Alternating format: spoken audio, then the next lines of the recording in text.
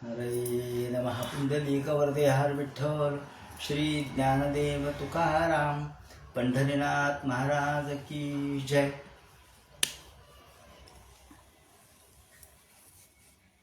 ऐसा अहंकार रूढ एकदेशी मूढ तया हा परमार्थ गूढ प्रगटवाना.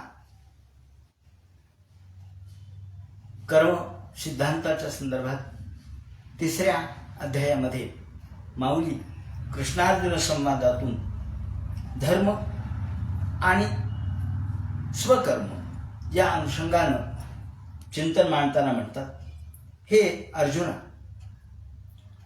जो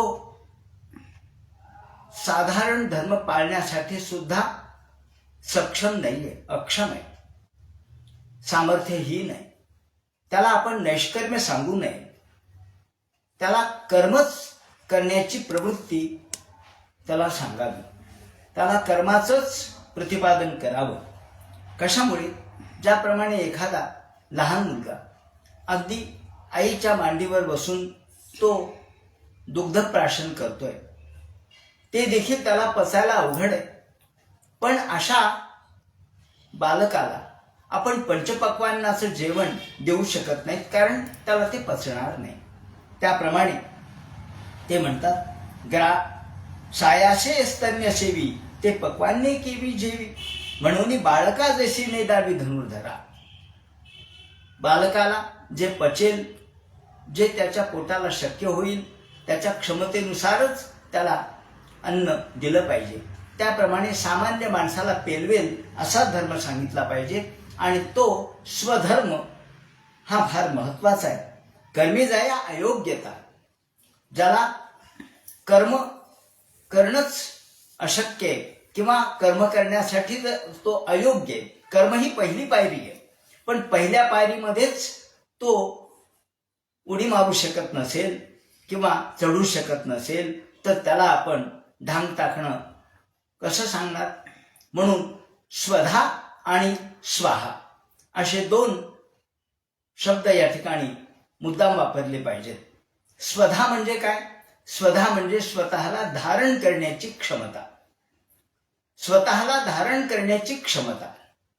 जसं आपण लहान बालक बघतो, तो लहान बालक हा हळूहळू रांगत रांगत उभा राहण्याचा प्रयत्न करतो. आणि उभा राहण्याचा प्रयत्न केला म्हणजे आपण टाळ्या वाजून त्याचं कौतुक करतो. तो उभा राहतो आणि क्षणात खाली बसतो, ताबडतोब त्याचा तोल जातो. अजून त्याला उभा राहताच येत नाही, तर आपण त्या बालकाकडून उडी मारण्याची अपेक्षा करावी का? करू शकतो का? नाही करणार. अहो, जो अजून उभाच राहू शकत नाही, अजून त्याला स्वतःच्या धारणेची क्षमताच नाही, म्हणून त्याला स्वधा असं म्हणतात. अग्नीच्या 2 शक्ती आहेत असं मानलेलं आहे. वास्तविक रूपकात्मक भाषेमध्ये ह्या अग्नीच्या 2 बायका आहेत असं म्हटलंय. स्वाहा आणि स्वधा ह्या अग्नीच्या 2 बायका आहेत. त्यापैकी स्वधा म्हणजे स्वतःला धारण करण्याची क्षमता. अग्नीमध्ये ह्या 2 क्षमता असतात. एक अग्नी स्वतःला धारण करू शकतो आणि तो स्वाहाकार करू शकतो, सगळं नष्ट करू शकतो, भस्मसात करू शकतो. तात्पर्य असं आहे की नव्या भाषेमध्ये विनोबा भावे यांनी याबद्दल फार सुंदर विवेचन केलेलं आहे. त्यांनी असं म्हटलंय की स्वधा आणि स्वाहा ह्या अग्नीच्या 2 शक्ती आहेत, 2 पत्नी आहेत. तर स्वतःला धारण करण्याची क्षमता म्हणजे स्वधा, आणि स्वतःला आहूत करण्याची, समर्पित करण्याची क्षमता म्हणजे स्वाहा. म्हणजे स्वतःला धारण करणे. जो स्वतःला अजून धारण करू शकत नाही, उभाच राहू शकत नाही, तो उडी कसा मारणार? तो स्वाहा कसा करणार? म्हणून जो आधी धर्मालाच, स्वतःच्या धर्माचं परिपालन करण्यासच जो अयोग्य आहे, त्याला आपण नैष्कर्म्य म्हणजे स्वाहा, ही संपूर्ण होमून टाकण्याची क्षमता, ही त्याच्याजवळ कशी येणार बरं? त्याच्याकडून कशी अपेक्षा करणार? म्हणून तेथं सक्रियाच लावावी. म्हणून त्या समाजाला, सामान्य माणसाला आपण स्वधर्माच्याच मार्गाने नेलं पाहिजे. कारण अर्जुनाचा पहिला प्रश्न असा होता की हे कृष्णा, तू मला ज्ञान सांगितलंस, मग आता एवढं ज्ञान बाजूला ठेवून तू पुन्हा मला कर्म का करायला सांगतोस? तर तत्किं कर्मणी घोरिमान् नियोजसी केशव, असं जायसी चेत कर्म नसते मता बुद्धिर्जनार्दन, असं 3ऱ्या अध्यायाच्या प्रारंभीच म्हटलेलं आहे. हे जनार्दना, हे कृष्णा, तू मला पुन्हा एकदा कर्माच्या या राड्यामध्ये का टाकतोस, याचं उत्तर या ठिकाणी माऊलींनी कृष्णाच्या तोंडी दिलेलं आहे. अरे हे तुझ्यासाठी नाही, सामान्यासाठी आहे. सामान्यासाठी तुला धर्माचंच आचरण करणं भाग आहे. स्वतः धर्म आचरण करून त्याचा आदर्श तू लोकांना दे. म्हणून तेथं सत्क्रियाच लावावी, त्याची एकी प्रशंसावी, निष्कर्मी हे दावावे आचरोनी. निष्कर्मी असून सुद्धा आपण कर्म मार्गाचं आचरण केलं पाहिजे आणि म्हणून मार्गाधारे वर्तावे, विश्व हे मोहोरे लावावे, असं माऊली म्हणतात. तया लोकसंग्रहा लागी वर्तता कर्मसंगी, तो कर्मबंध अंगी वाजेल ना. जर समाजात प्रीत्यर्थ कर्म करत राहिलात, त्या कर्मामध्ये कुठेही लिप्तता नसेल, कर्मबंधाचं आपल्याला कुठेही पाप लागत नाही किंवा त्यामधला कोणताही दोष आपल्याला लागत नाही. जैसी बहुरूपियाची रावो राणी, माऊली यांनी या ठिकाणी खूप सुंदर उदाहरण दिलेलं आहे. इथे आपण काल आलेलो होतो. जैसी बहुरूपियांची रावो राणी, स्त्री पुरुष भावो नाही मनी. आता हे उदाहरण कशासाठी दिलंय, तर कर्मबंध आपल्याला कशा बाधत नाही. कर्म करत असताना सुद्धा आपल्याला कर्मबंधाचं पाप कसं लागत नाही, कर्मबंधामध्ये आपण कसे अडकत नाही, आपल्याला त्याचा दोष कसा लागत नाही, हे सांगताना माऊलींनी उदाहरण दिलंय लोकसंस्कृतीचं. एका लोक संस्कृतीमध्ये जे वेगवेगळे आविष्कार असतात, त्याला आपण काही लोकनाट्य किंवा ज्याला आपण ललित सारखी परंपरा, सोंगी भजन वगैरे म्हणतो, तेव्हा सोंगी भजनामध्ये किंवा सोंग आणण्यामध्ये बहुरूपिया म्हणजे सोंग आणणारे, जे सोंग आणणारे ते स्त्री पुरुष भावो नाही. एखादा सोंग आणणारा पुरुष आहे, परंतु तो स्त्रीचं सोंग आणतो. आणि मग स्त्रीचं सोंग, जसं आपण नाथ महाराजांच्या भारुडामध्ये बघतो की एखादा पुरुष आहे, परंतु तो स्त्री रूप धारण करतो आणि दादा न ग बाई, मला नवरा न ग बाई म्हणून तो भारुड सादर करतो. आता वास्तविक तो कोण आहे, तो पुरुष आहे, पण त्यांनी स्त्री पार्ट घेतलंय. उदाहरण थोडंसं वेगळे देतो की बालगंधर्व होते. बालगंधर्व हे स्त्री पार्ट करायचे, मग भामिनीचं पार्ट बालगंधर्वांनी केलं, तेव्हा आता बालगंधर्व भामिनीचं पार्ट उत्तम दर्जाचं वठवलं. पण बालगंधर्वच्या मनामध्ये आपण स्त्री आहोत अशी जाणीव असू शकते काय, ते स्त्रीचं पार्ट करतील. पण बालगंधर्व जेव्हा भामिनीचं पार्ट करतात किंवा स्त्रीचं पार्ट करतात, तेव्हा स्त्रीचा फक्त आवेश, स्त्रीचा फक्त वेश ते धारण करतात, पण त्यांचं मन पुरुषाचंच आहे. त्यांना कधी आपण एखाद्या पुरुषाबरोबर लग्न करावं असं वाटेल का, असं सहज आपल्या मनामध्ये आपण आणून ठेवा. किंवा एखादा पुरुष जेव्हा दादल्या नग ग बाई म्हणून एखादं भारूड सादर करतो, तेव्हा तो पुरुष असताना त्याला असं वाटेल का की मी एखाद्या पुरुषाबरोबर लग्न करावं, असं कसं वाटेल. त्याचं कारण त्याचं मन पुरुषाचं आहे, त्याचं शरीर हे पुरुषाचंच आहे, फक्त त्याचं रूप त्याने स्त्रीचं धारण केलंय. म्हणून बहुरूपियांचा रावो राणी, स्त्री पुरुष भावो नाही मनी. मनामध्ये स्त्री पुरुष भाव नसतो.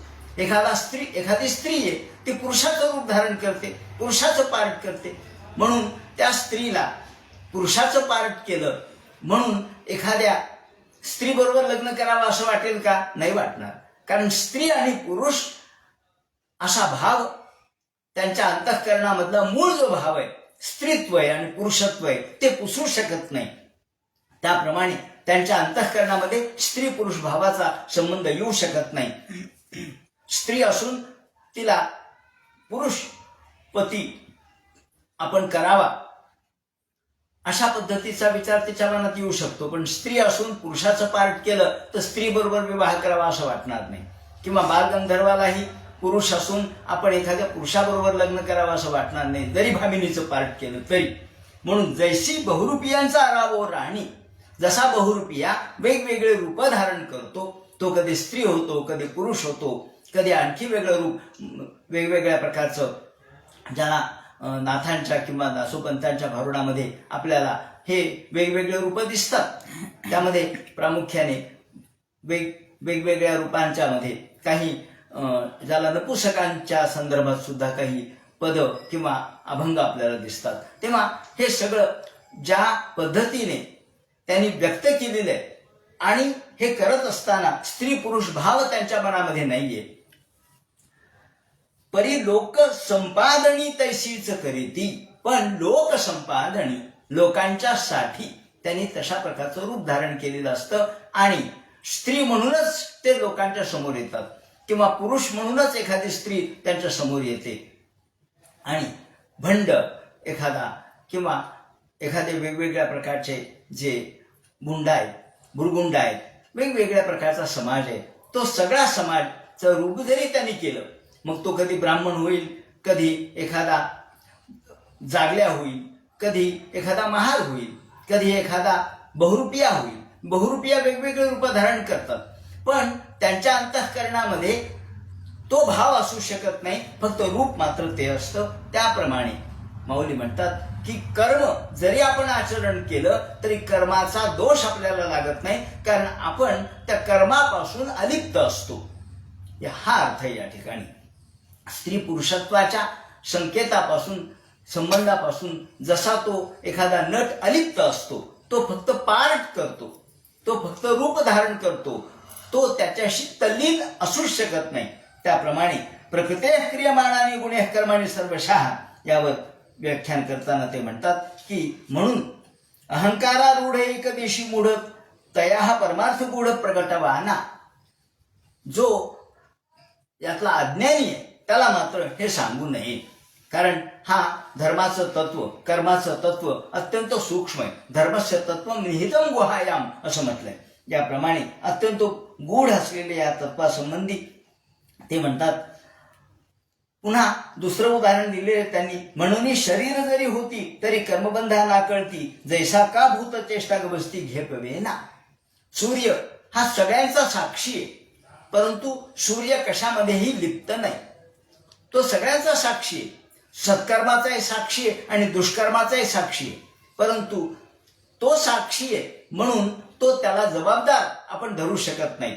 जसा सूर्य हा सगळ्यापासून अलिप्त आहे, सगळ्याला साक्षी असून सगळ्यापासून अलिप्त आहे, त्याप्रमाणे साक्षीभूत होऊन तो साक्षी हो. तो फक्त अध्यक्ष शब्द आपण वापरतो, अधिअक्ष, अक्ष म्हणजे डोळा. हा अध्यक्ष जो असतो तो कोणत्याही एका पार्टीचा नसतो, तो दोन्ही पार्टी त्याला समान असतात. म्हणजे तो एखादी जरी प्रत्यक्ष राजकारणातल्या संदर्भात सुद्धा आपण बघतो की अध्यक्ष जो असतो त्याला प्रत्यक्ष जो सत्तारूढ पक्ष आहे आणि जो विरोधी पार्टी आहे, त्या दोन्ही पार्टीला तो समान दृष्टीने न्याय देतो किंवा न्याय द्यावा अशी अपेक्षा आहे, कारण तो कोणामध्येही लिप्त नाही, तो अध्यक्ष आहे. त्याप्रमाणे तो सुद्धा अध्यक्ष राहा. म्हणून साक्षीभूत होऊन वर्तती देही, तुझा आत्मा तू या देहामध्ये साक्षी म्हणून वापर, तरच सूर्याप्रमाणे तुझं अस्तित्व स्वतंत्र होईल. म्हणून तरी उचित ते कर्मे आघवी, तू आचरोनी मज अर्पावी, परी चित्तवृत्ती विन्यासावी आत्मरूपी. या सगळ्या चेष्टा सगळं कार्य तू मला समर्पित केलंस तर आपोआपच त्याचा दोष तुला लागणार नाही.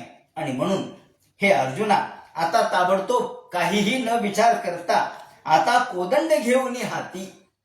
या ठिकाणी माऊलींनी कोदंड शब्द वापरलाय. कोदंड तुम्ही म्हणा का हो, अर्जुनाच्या धनुष्याचं नाव तर गांडीव धनुष्य होतं, मग माऊलींनी कोदंड शब्द का वापरला? आता कोदंड घेऊन हाती आरूढ पायी रथी देय आलिंगन गिरी समाधानी. कोदंड शब्द का वापरला? कोदंड धनुष्य तर रामचंद्रांचं आहे, मग रामचंद्रांचं धनुष्य वेगळं होतं आणि अर्जुनाचं तर गांडीव धनुष्य, मग गांडीव घेऊन हाती का नाही म्हणते? आता याचं उत्तर आपल्याला दोन पद्धतीने देता येईल. एक उत्तर माझं असं आहे की एकतर कोदंड हा शब्द धनुष्यासाठी सामान्य नाम म्हणून त्यांनी वापरला. ज्ञानेश्वर माऊलींनी सामान्य नाम म्हणून कोदंड शब्द वापरला. जसं आपण कोणत्याही पाण्याला गंगाच म्हणतो. अगदी आपल्या घागरीमधलं पाणी जरी बिंदुसरेचं असलं तरी आपण म्हणतो हे गंगा आहे. का? गंगा हे सामान्य नाम आहे. म्हणून सामान्य नाम म्हणून, विशेष नाम तर असतं पण सामान्य नाम म्हणून गंगा वापरले. इथे दुसरा अर्थ असा आहे की कोदंड जसं रामचंद्रांनी दुष्टांचा संहार केला ज्या धनुष्याने, म्हणजे जे धनुष्य दुष्टाच्या संहारासाठी वापरलं आणि सुष्टांच्या संरक्षणासाठी वापरलं, रावणाच्या वधासाठी वापरलं आणि ऋषींच्या संरक्षणासाठी वापरलं, तो अर्थ माऊलींना सूचित करायचा आहे. आणि म्हणून कोदंड घेऊन हाती असं म्हटलंय. आणि शेवटी जगी कीर्ती रूढवी, स्वधर्माचा मान वाढवी, या भारापासून सोडवी मेदिनी ही सगळी पृथ्वी या दुष्टांच्या भारापासून मुक्त कर. पहा, हे स्वधर्माचं युद्ध आहे. म्हणजे या ठिकाणी माऊलींना हे युद्ध हे धर्मयुद्ध म्हणून, धर्मक्षेत्रे कुरुक्षेत्रे समवेतायुत्सवा, हे धर्मक्षेत्र आहे आणि हे युद्ध सुद्धा धर्मयुद्ध आहे. एका अधर्माच्या विरुद्ध धर्माने केलेलं युद्ध आहे. आणि म्हणून माऊलींनी हा शब्द वापरलाय. ते म्हणतात की म्हणून या स्वधर्माचा मान वाढवी. तुला जर आपल्या धर्माचं रक्षण करायचं असेल आणि दुष्टांचा संहार करायचा असेल, त्यांचा भार नष्ट करायचा असेल, तर हातात तुला कोदंडच घेतलं पाहिजे. कारण कोदंड हे रामाचं धनुष्य आहे आणि राम हे आदर्श आहेत. आर्यावर्तामध्ये श्रीरामचंद्राने एक आदर्श सत्ता निर्माण केली, रामराज्य निर्माण केलं, सर्वांना सुखी केलं. ही सगळी संकल्पना रामराज्याची त्यांना कोदंड शब्दातून व्यक्त करायची. म्हणून या ठिकाणी भारापासून सोडवी या शब्दाने आपल्या लक्षात येईल की मला प्रत्येक वेळेला अवतार घ्यावा लागतो. कारण ज्या ज्या वेळेला धर्माची हानी होते किंवा धर्म हा अगदी अवनतीला पोहोचतो आणि अधर्म वाढायला लागतो, त्यावेळेला मला या जगामध्ये यदा यदा ही धर्मस्य ग्लानिर्भवति भारत अभ्युत्थानमधर्मस्य तदात्मानं सृजाम्यहम. आणि हे धर्म संस्थापनार्थाय संभवामी युगे युगे, तुझ्या निमित्ताने हे धर्म संस्थापन मला करायचंय. हा अर्थ माऊलींना कोदंड शब्दातून सूचित करायचा आहे. या संबंधीचे विवरण आणखी उद्या आपण करू. कुंडली कवरदे हर विठ्ठल, ज्ञानदेव तुकाराम, पंढरीनाथ महाराज की जय.